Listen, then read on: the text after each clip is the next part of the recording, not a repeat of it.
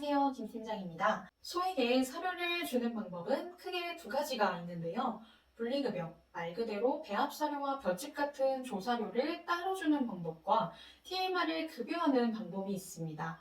여기서 많은 농가분들이 우리 농장의 성적을 높이기 위해서 이 두 가지 방식 중에 어떤 방법이 더 좋을지 궁금해 하시는데요. 오늘은 제가 저희 사장님께 혼나더라도 정말 객관적인 정보를 바탕으로 진짜 정답을 말씀드릴게요. 이미 알고 계신 분들에게는 아주 기초적인 내용이지만 여기서 초보자분들을 위해 TMR 사료와 TMF 사료에 대해 간단하게 설명을 해보겠습니다. 축산업에 입문 예정이거나 아직 한우 사육에 초보이신 분들은 TMR이라는 사료 형태는 낯설 수 있는데요. TMR 사료란 토탈 믹스드 레션의 약자로 완전 혼합 사료라는 뜻입니다.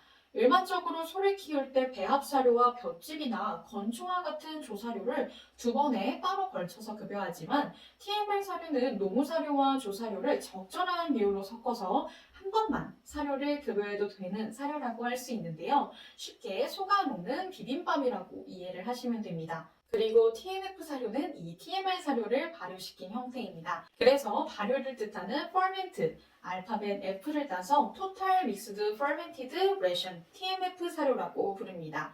TMF 사료는 TMR 사료의 하위 개념으로 TMR 사료의 한 가지 형태라고 보시면 될 것 같아요. 그렇다면 과연 소에게 분리급여로 사양 관리를 하는 방법과 TMR 사료를 급여하는 것 중 뭐가 더 소에게 좋은 출하 성적을 낼 수 있을까요? 정답은 TMR 급여입니다. 이건 사실 제가 일반적으로 주장하는 건 아니고요. TMR 사료를 급여하면 근내 지방도가 개선된다는 자료는 이미 있습니다.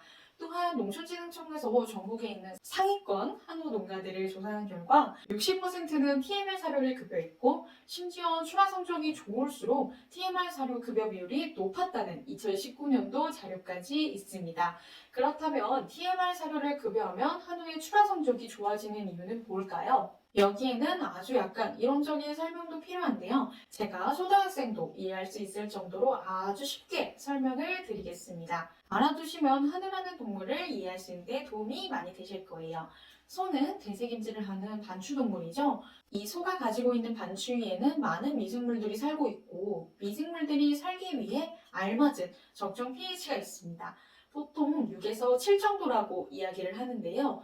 여기서 pH는 낮을수록 산성에 가깝고 높을수록 알칼리성에 가깝죠. 그래서 우리 사람의 위는 위산이 나와서 산성이잖아요.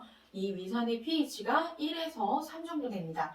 그런데 소는 pH가 떨어지게 되면 반추위에 있는 미생물들이 활동을 하지 못하게 돼서 소가 사료를 먹지 않고 과산증이나 제염원 같은 대사성 질병에 걸리게 됩니다. 이 반추위 pH는 노무 사료를 먹으면 급격하게 떨어지게 돼요. 그리고 볏짚이나 건초 같은 조사료를 먹으면 중성으로 다시 올라가는데요. 이 반추위 pH는 사료 급여 횟수랑 관계가 깊습니다. 보통 한우는 하루에 아침, 저녁으로 2번 사료를 주죠. 이 급여 횟수를 늘릴수록 반추위 pH는 변화가 적어집니다. 예를 들면 비유구에게 배합사료 9kg를 아침에 한 번에 주면 pH가 산성으로 제일 많이 떨어지고 4.5kg씩 아침, 저녁으로 2번 나누어 주면 pH가 그보다 적게 떨어지고요. 3kg씩 3번에 나눠주면 그만큼 pH의 변화도 적다는 거죠. 이 그래프를 보면 반추위 pH가 5.5 밑으로 떨어지는 걸 위험 영역이라고 하는데 사료를 한 번만 주면 그만큼 위험 영역이 오래 노출되고 2회 급여는 상대적으로 조금 덜 노출되겠죠. 그리고 3회 급여는 아예 위험 영역으로 가지 않습니다. 실제로 비육을 키우는 분들 중에 잘 키우는 분들은 하루에 사료를 3번 이상 아침, 점심, 저녁 이렇게 나눠서 주시는 분들도 계시고요. 자동급여기를 이용해서 4번을 주시는 분들도 계십니다.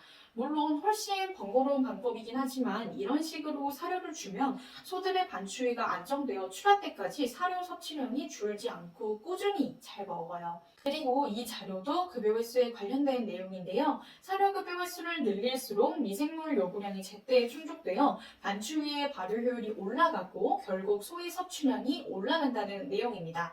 그러니까 결과적으로 소에게는 급여 횟수를 늘려주는 게 좋다는 거죠.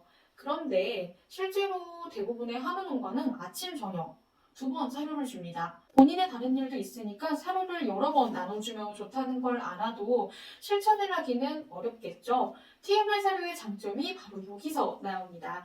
저희는 사조에 TMR 사료가 하루 24시간 중 18시간 이상은 있도록 거의 자율급여 형태를 권장드리는데요. 그래서 자연스럽게 소가 먹고 싶을 때 와서 사료를 수시로 먹습니다. 그러니까 사료 섭취수가 2번이나 3번 이 개념이 아니라 하루에도 6, 7, 8번 이런 식으로 여러 번 사료를 나눠서 먹게 되는 거죠. 또한 TMR 사료는 노무사료와 조사료를 섞은 형태라 분리급여를 하는 것보다 반추위의 pH가 상대적으로 덜 떨어진다는 특징도 가지고 있습니다. 그래서 결과적으로 TMR 사료는 일반 농사료를 급여하는 것보다 반추위 pH가 더 안정된 상태로 소를 키울 수 있습니다. 여기서 TMR 사료를 발효시킨 TMF 사료는 한 단계 더 나아간 형태인데요.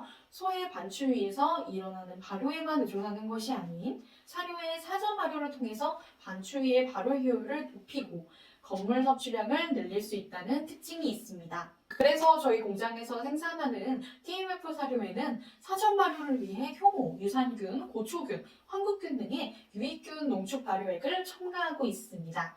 만약 농장에서 직접 자가배합을 통해 TMR 사료를 생산하지 못하고 구입해서 급여하는 경우에는 업체마다 제품의 품질에 편차가 클 수 있으니 주의하셔야 됩니다. 일반적으로 배합 사료는 공장의 규모가 크고 대기업이 운영하는 것에 반해 TMR 사료는 공장의 규모가 작고 영세한 곳이 많기 때문입니다. 그래서 TMR 사료는 품질이 일정하고 믿을 수 있는 업체를 선정하는 것도 매우 중요합니다. TMR 급여의 장점을 얻고자 TMR을 급여했는데 오히려 사료 품질이 들쭉날쭉해서 소들이 사료를 먹었다 안 먹었다 하면 그 손해가 훨씬 더 클 테니까요. 오늘 영상을 보시고 저희 회사가 아니더라도 TMR 사료를 구입하실 때는 꼭 사료의 품질이 일정한지와 사료 급여 프로그램을 확인해 보세요. 급여 프로그램은 해당 업체에 요청을 하면 받으실 수 있고 저희 회사의 TMF 사료 급여 프로그램은 아래에 댓글 링크에서 확인하실 수 있으니까 비교 자료로 이용하시면 도움이 되실 거예요. 감사합니다. 경기 TMR의 김예진이었습니다.